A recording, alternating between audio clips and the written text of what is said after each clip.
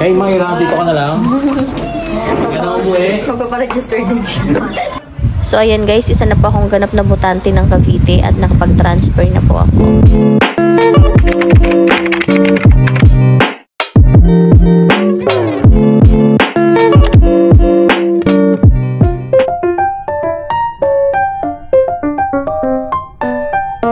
So, ayan. Good morning guys. Welcome to our YouTube channel.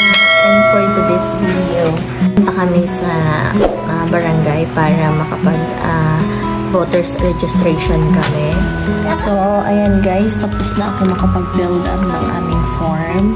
Yung sa akin kasi, ang ano ko is transfer. So, transfer po ang akin. Ito, application for transfer of registration. So, i-check ko to. Ito, na-check ko na from other city, municipality, district, published personal information at the back. So, yun din, sasulatan ko rin sa likod. And yun ito, pinag-upan ko na rin. Rostin Servito Alican, Filipino, born on December 30, 1990. Duty registered voter in Mandaluyong City. So, doon kasi ako naka-registered. Percent number. So, kailangan ko yung percent number nyo, guys. So, 0030A, Barangay Poblacion. So, Barangay Poblacion po ako nakakapag-boto. City, Municipality at Mandaluyong. So, ito, kailangan din po yung bagong address nyo. So, nilagay ko dyan. And then, barangay, kung anong barangay kayo sakop. And then, General Trias, Cavite. And then, at the back, same lang din naman. Same lang nung form din nung sa asawa ko. Same, filled up lang din naman.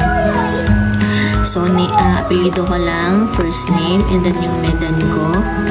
And then, ito naman may nakalagay na dyan. So, Barangay Tapia, and then yung address nyo po. And then, yung contact number, as usual, kailangan yon. And then, yung name ng pangalan ng asawa mo. Yung email address mo. And then, yung birthday mo. And then, kung saan ka pinanganak. And then, yung pangalan ng tatay mo. And then, yung nanay mo. And then, printed name and signatures. Yun lang naman. So, and then, 3 signature pala dito. So, yun lang naman guys. So, ready na to for tomorrow.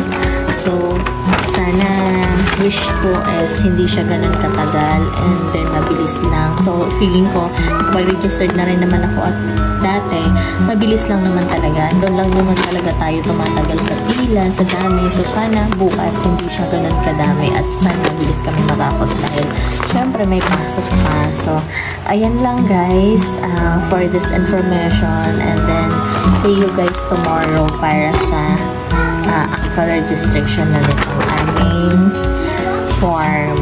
Diba? So, ayan guys. For now, bye muna. See you tomorrow. So, ayan guys.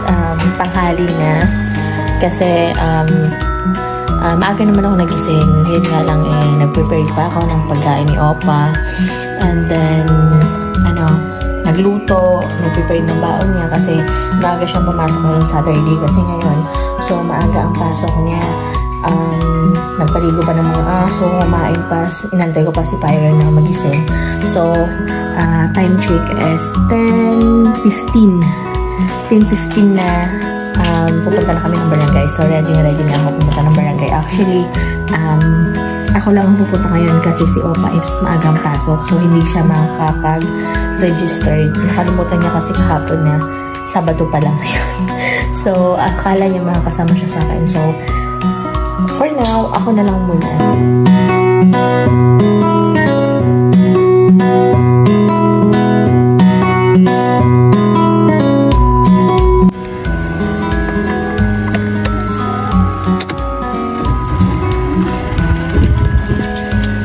Hi, Ra!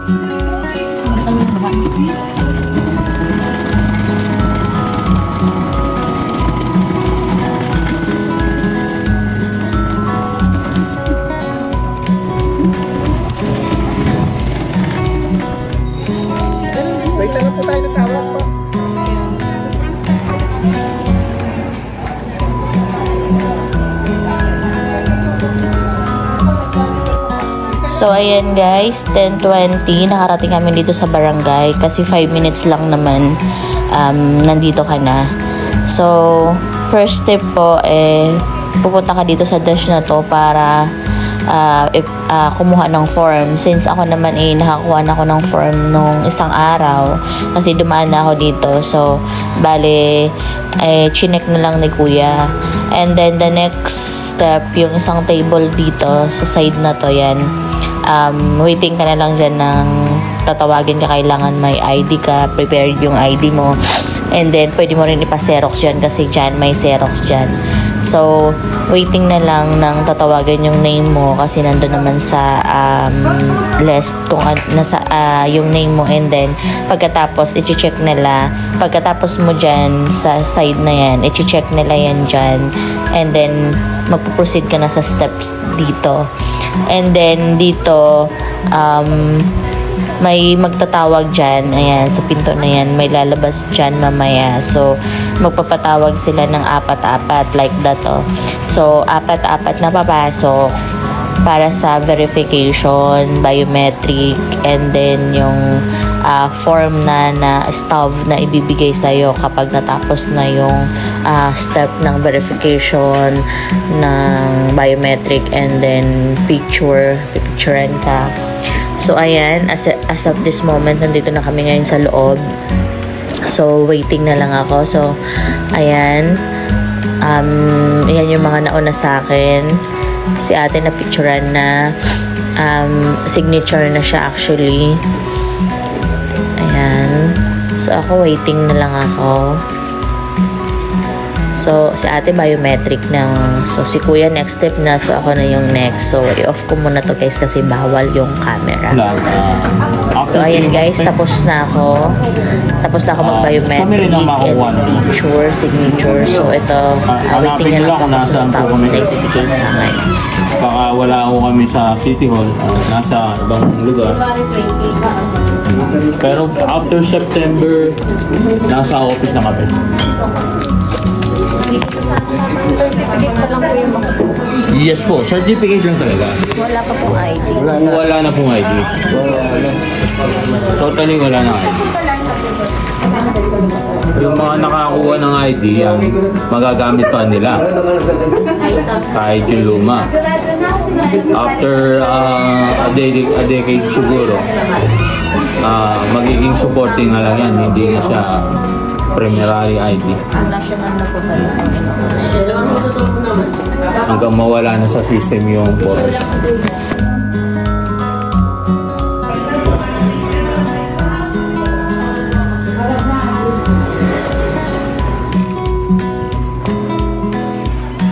So, ayan guys, narinig nyo naman si kuya, diba? Wala na daw ng ID ngayon. So, stub na lang. And then, yung voter certificate, yun na lang yung makukuha nyo. Kasi nga, may national ID na, kaya magiging supporting na lang itong voter certificate or stub natin. Kaya hindi na daw nag-release talaga ng ID. So, ayan guys, tapos na ako magpa-transfer from Mandaluyong. Botante na ako ng Cavite.